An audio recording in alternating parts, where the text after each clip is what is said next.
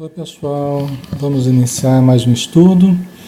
Vamos dar sequência então ao livro Diálogo com as Sombras. Hoje nós vamos começar a falar sobre o intelectual, tá? Nós terminamos de falar sobre o religioso, agora vamos começar o intelectual. Então, continuando aqui com Hermínio Miranda, né? Nem sempre é materialista.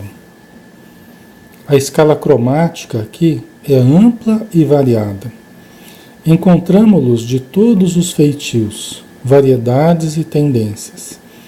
Há os descrentes, indiferentes, materialistas, espiritualistas, religiosos ou não. Foram escritores, sacerdotes, artistas, poetas, médicos, advogados, nobres, ricos, pobres. Quase sempre se deixaram dominar por invencível vaidade, fracassando na provação da inteligência, né?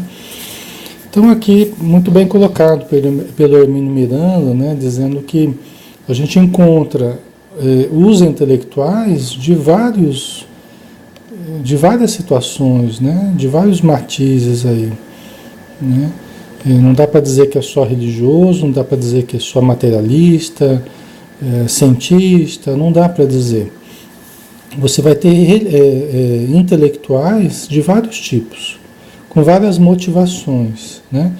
Mas todos eles caindo, né? Por quê? Porque estão numa situação uma situação problemática na vida espiritual, todos eles caindo justamente pela vaidade, pelo orgulho, né? E se mostrando com grandes conhecimentos, só que não sabendo usar o conhecimento que tem para superar as dificuldades que traz. Muitas vezes não foi exatamente pelo conhecimento que a pessoa caiu. Muitos caem pelo conhecimento, pela vaidade em torno do conhecimento, né? Pelo orgulho de que se nutriram. Mas muitos acabam não conseguindo perdoar um malefício que ele sofreu, um prejuízo que ele sofreu, às vezes de graves proporções, né? Uma filha que foi estuprada, ou um filho que foi queimado vivo, torturado, ou o próprio espírito, né? que foi prejudicado.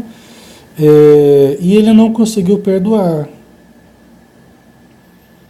E junto com essa situação de não conseguir perdoar, ele pode ter um conhecimento muito grande, ele pode ter uma intelectualidade muito grande, né? Só que aí nesse caso, quando a pessoa está caída moralmente, quando a pessoa está debilitada moralmente, quando ela não consegue perdoar, né? Ela fica indignada, revoltada, está em processo de vingança, né? O que acontece é que aquele conhecimento que ela tem, aquela inteligência que ela usufrui, aquela intelectualidade que o espírito possui, acaba sendo utilizada às avessas, né? Então acaba sendo usado para o lado sombra, né? O lado escuro da força, né? Vamos dizer assim. E aí os prejuízos podem ser inúmeros e muito grandes. Porque aí é um recurso que a pessoa tem, é um recurso, é uma faculdade que o espírito tem, é uma possibilidade que ele usufrui, e como qualquer possibilidade que nós temos, como qualquer poder que nós temos, nós podemos usar para o bem e para o mal, né? Então, quando ele tem muitos recursos, e ele está em processo de queda, aí o estrago pode ser grande também. Na vida espiritual, né? Como um obsessor, como um espírito ligado a certas organizações do plano espiritual, um espírito ligado a certas falanges, né? Aí começa a assumir postos de maior evidência, né? Começa a assumir posições de maior relevo, de maior responsabilidade, porque traz mais recursos, porque traz uma intelectualidade, um conhecimento maior, né? Então, só que aí acaba servindo mais para prejudicar o próprio espírito do que para ajudá-lo, né? E esse tipo de espírito nós temos sempre que buscar, né? A gente está vendo que na maioria dos casos a gente tem que resolver mais pelas vias do coração.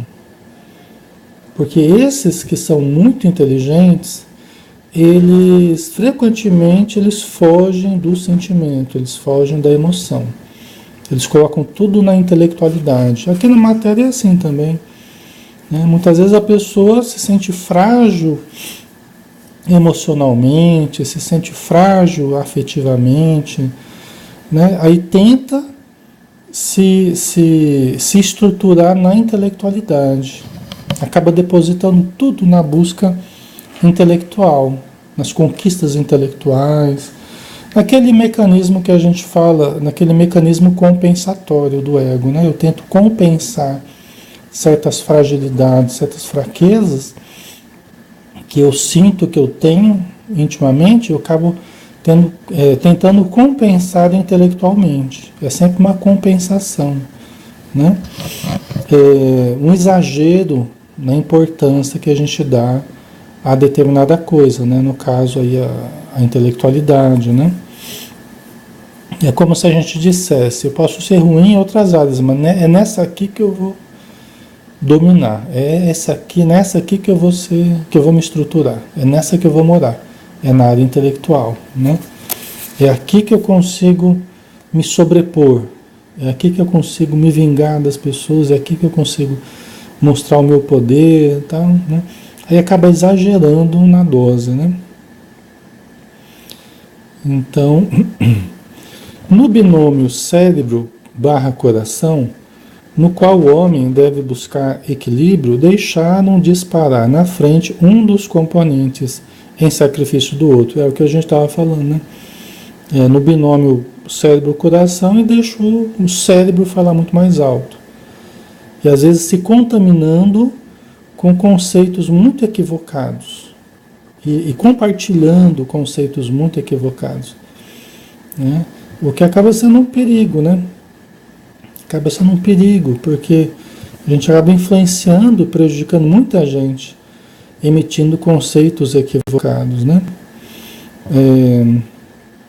Deixaram disparar na frente um dos componentes em sacrifício do outro. Brilhantes, demoram-se na doce e venenosa contemplação narcisista da própria inteligência. Fascinados pelos seus mecanismos, sua engenhosidade e os belos pensamentos que produzem, né? Então, assim, até uma coisa interessante, né? Os espíritos obsessores, a gente observa, mesmo esses espíritos muito inteligentes, tal, como a gente encontra no umbral, nas trevas, né? A gente encontra pessoas, invariavelmente, pessoas que tiveram um problema com o ego. Invariavelmente, porque o nosso grande problema em termos de humanidade, pessoal, é o ego desequilibrado. Nós podemos dizer que esse é o nosso grande inimigo, é o nosso ego inflado, é o nosso ego imaturo, o nosso ego controlador, o nosso ego dominador, né? Esse é o grande problema da humanidade. Em termos gerais é assim, o nosso grande problema é o ego, né? É o ego desequilibrado, em detrimento do self, que é o eu divino pouco desenvolvido. Então nós temos o self pouco desenvolvido e um ego inchadão. Deveria o self predominar, conduzindo o conjunto todo, mas não é o que acontece, né? Hoje, em termos de sociedade, quem domina é o ego. E o self está lá pouco desenvolvido, pequenininho, a presença divina dentro de nós está lá timidazinha, pequenininha, pouco desenvolvida, né? E o ego está lá inchadão, se projetando para todos os lados. A aparência, a beleza, o poder, né? A ganância. Aí todos os defeitos, diz a Joana de Anjos, que a gente chama de defeitos da alma, são os filhos diletos do ego. Todos os defeitos da alma são os filhos diletos do ego inchado. O ego, quando ele está equilibrado, ele é um bom trabalhador, é um bom servidor. Quando o self está predominando, o ego é um bom funcionário, porque o ego operacionaliza as coisas.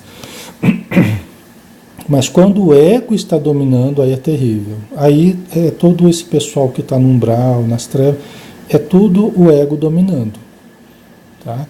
Então, geralmente, eles gostam de falar muito do que eles estão conseguindo. Eles gostam de falar das vantagens que eles estão tendo, do que eles estão dominando as pessoas, que eles estão controlando, que as pessoas estão na palma das mãos deles, né? Eles gostam de contar vantagem, né? Eu uso isso, uso essa tendência que existe neles para obter informações, né? Para criar um vínculo com eles, com esses espíritos, né? Mesmo esses mais inteligentes e tal, eles gostam de falar, geralmente.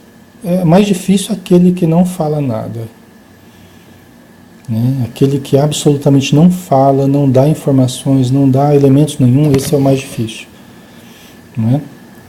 Agora, aquele que gosta de falar bastante, de contar vantagem, né? E eu vou perguntando. Falei, como é que você faz tal coisa, meu irmão? Ah, isso aqui é fácil, eu faço assim e tal. Ele gosta, ele sente prazer em se sentir admirado, né? Se sentir importante, contando alguma coisa pra gente, falando que ele consegue fazer, que ele consegue, né? Fazer e acontecer, vamos dizer assim. Então, tem hora que eu esqueço o problema que ele está em torno de uma determinada pessoa, que a gente está tentando ajudar.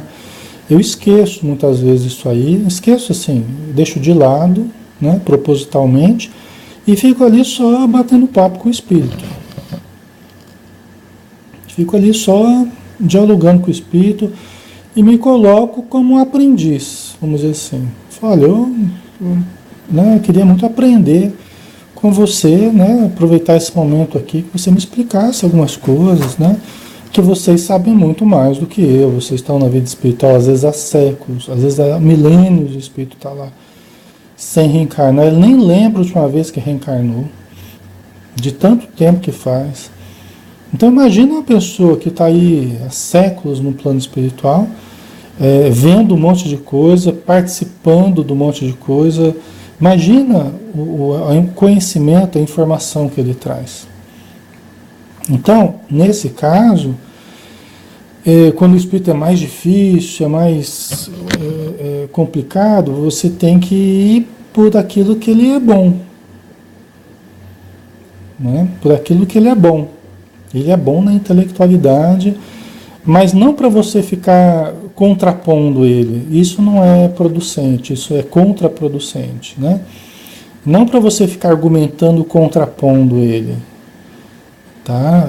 Aí não seria por aí, né? Não é para você ficar falando do Evangelho, do Allan Kardec, e você ficar contrapondo tudo que o Espírito fala. É para você realmente lançar a mão da humildade e simplesmente conversar com ele. Nós aprendemos muito mais ouvindo do que falando. E se a gente conseguir que o Espírito fale bastante, quanto mais ele falar, mais ele vai dar elementos para a gente compreendê-lo, pessoal. Tá? Ok? Então, se você conseguir que ele fale bastante, não se preocupe, nesses casos assim, não se preocupe se o espírito não for auxiliado no mesmo dia. Não se preocupe se ele não for auxiliado no mesmo dia. Deixa ele falar, vai perguntando. Né? Às vezes você tem que perguntar coisas até bobinhas mesmo, assim, coisas que pareceriam supérfluas. Você até sabe certas coisas, mas você pergunta para ele falar. Para que ele vá investindo ali em você, vá investindo na conversa, para que ele vá gostando de falar. Você às vezes até sabe certas coisas, né? Irmão, onde é que você mora? Né? Onde é que você mora? Você tem um local onde você mora, onde você tem um local fixo, uma moradia? Às vezes eu pergunto essas coisas, parecem coisas bobinhas, né? Mas eu pergunto. E às vezes as respostas são surpreendentes, né? Às vezes o Espírito começa a explicar como é que é. Eu falei, como é que é a sua casa? O que é? Né? Aí ele vai falando. Você não gostaria de saber onde é que eu moro. Você não gostaria de ver onde é que eu moro. Por quê? Porque todos os nossos conflitos são projetados no ambiente onde a gente mora. Né? Então deu a entender que ele tinha conflitos. Né? Então aí já pode ir uma porta aberta ali. Você vê? A gente já vai tendo informações. Ele já está falando de conflitos. Isso depois de muito conversarmos, tá? Depois de muito conversarmos. Então ele fala, né, soltou que ele tinha conflitos. E que ele projetava, né, que acabava ficando projetado os conflitos dele, né, no ambiente dele, vamos dizer assim. Né? Então é uma coisa interessante. E são informações que a gente vai entendendo realmente mais certas coisas, né? Então, é lógico que não é qualquer médium que vai dar para a gente desenvolver uma conversa. Assim. Tem médiums que se prestam mais a um desenvolvimento mais profundo. Né? Tem médiums mais iniciantes, mais começando o processo assim, que eles não têm tanta condição de desenvolver uma conversação assim, até porque eles não vão ter tantos elementos de percepção, entendeu? O contato com o espírito vai ser um contato mais vago, menos preciso. Quando você tem, por exemplo, um médium sonambúlico, facilita para a gente desenvolver diálogos mais profundos, diálogos mais prolongados e mais detalhados, porque a comunicação é mais cristalina, vamos dizer assim. Né? Agora, quando é um médium consciente, já é mais difícil. Não é impossível, mas é mais difícil esse processo. Tá? São coisas que a gente tem que avaliar. Né? Mas, de qualquer forma, deixa o Espírito falar. Né? Deixa ele falar. Coloque-se numa posição de humildade, não de confronto. Nunca confronte o Espírito, fica confrontando o Espírito. Né? A não ser em momentos muito específicos que a gente vai falar aqui, né? Mas, via de regra, escute mais, tente entender, deixe ele falar, estimule para que ele fale. Quanto mais ele falar, mais informação você vai ter. Quanto mais informação você tiver, mais você vai saber por onde adentrar ali no coração do Espírito. Né? Então você quer dizer que você tem conflitos que... Mas que conflitos? Que tipo de conflito você está falando?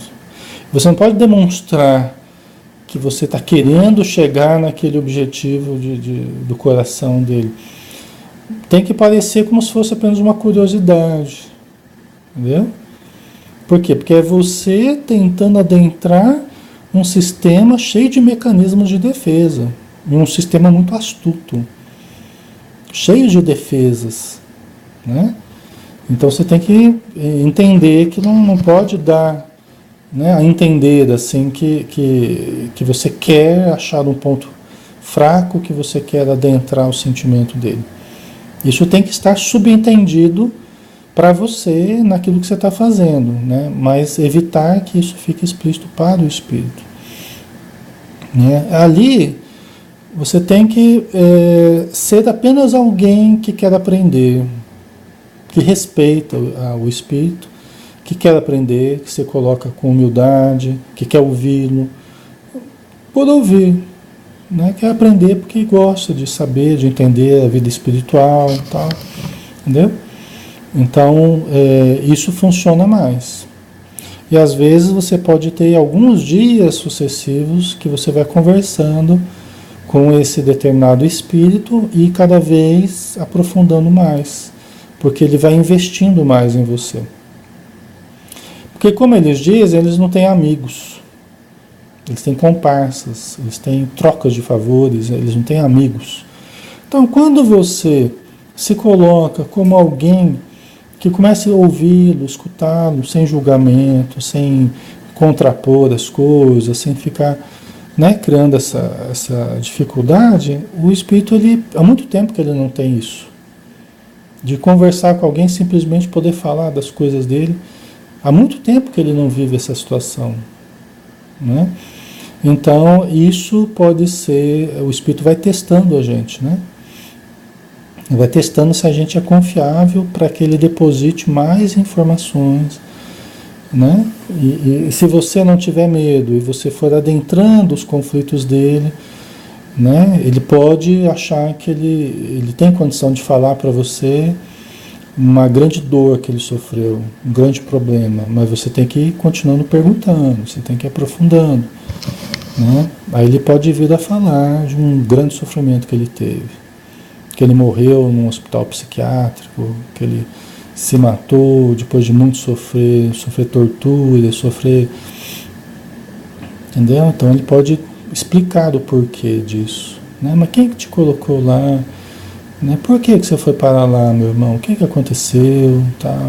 Ele pode relutar ainda para falar, mas, né, você vai demonstrando esse interesse, né? Você vê que aí ele já deixou de lado que você está ajudando uma pessoa na Terra, que ele está obsediando essa pessoa. Você não fala disso.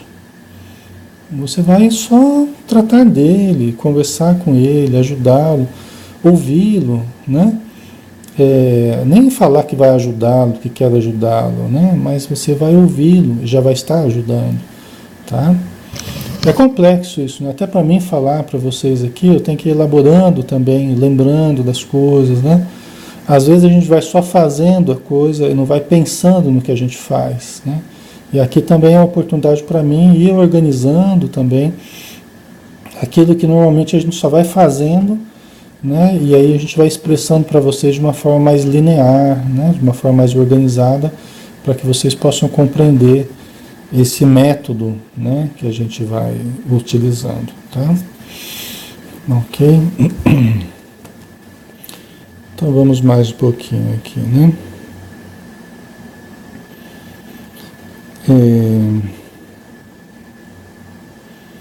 Então eles ficam fascinados pela própria inteligência deles, né? Eles ficam fascinados num processo narcísico, né?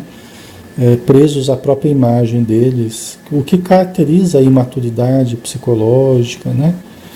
O problema do ego que nós estávamos falando, né? Julgam-se geniais, e muitas vezes o são mesmo.